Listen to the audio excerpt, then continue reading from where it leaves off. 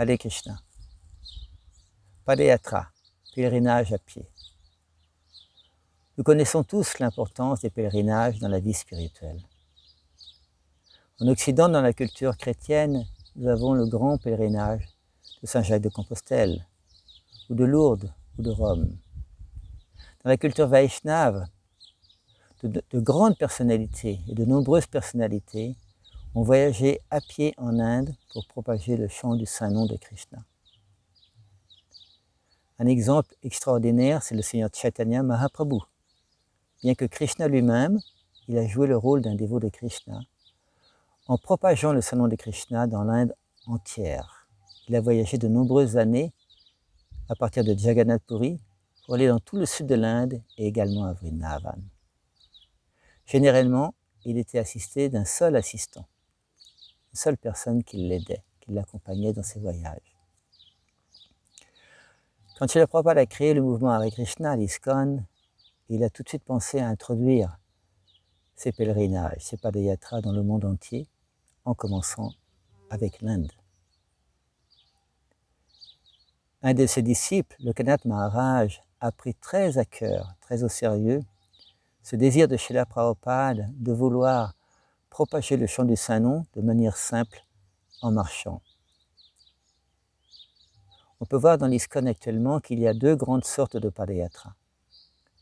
Le padayatra traditionnel, c'est-à-dire ensemble, d'être avec les murtis, Gaura-Nitai généralement, des bœufs, et toute une équipe de dévots qui sont ensemble pour distribuer les livres, s'organiser de la cuisine, de la distribution de prashadam, du campement des dévots chaque soir, ça bouge. Il y a un autre type de padayatra qu'on appelle plutôt individuel, ou en deux, comme une méditation personnelle. Nous connaissons l'exemple de Bhakti-Marg Maharaj, un maître spirituel du mouvement Hare Krishna, disciple de Srila Prabhupada, qui à plusieurs reprises a traversé les États-Unis ou le Canada à pied. Une méditation, une rencontre avec Krishna à l'intérieur, une présentation d'une vie monastique simple, dépendant de la nature, dépendant de Krishna tout simplement.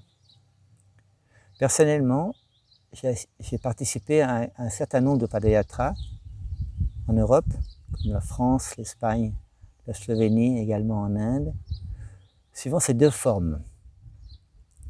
Et il y a quelques jours, je viens de terminer un petit padayatra en partant de Tours, une ville en France, dans le centre de la France, où nous avons un petit centre de prédication et un restaurant qui s'appelle Gopal, jusqu'à la Nouvelle Mayapur. Ça faisait environ 80 km. J'étais seul avec un petit caddie pour transporter une toile de tente, un duvet, quelques affaires de rechange, le moins lourd possible bien sûr, hein, et de dépendre de la nature. Cette approche plus monastique, plus centrée sur l'essentiel, est très importante. Quelquefois dans la vie, on est pris par différentes choses, même dans le monde des dévots, beaucoup d'activités, beaucoup de services. Et ce style de padayatra, à un niveau plus méditatif, permet de nous recentrer sur l'essentiel, c'est-à-dire la conscience de Krishna. Là, je vous envoie un petit message de la Nouvelle Mayapur où tout est paisible. Il y a des vaches, il y a des bœufs, une grande ferme. Et c'est un trésor de pouvoir visiter les lieux où Srila Prabhupada est passé et nous permettre d'imbiber les valeurs spirituelles, comme Srila Prabhupada le disait souvent, une vie simple, faite de hautes pensées. Hare Krishna.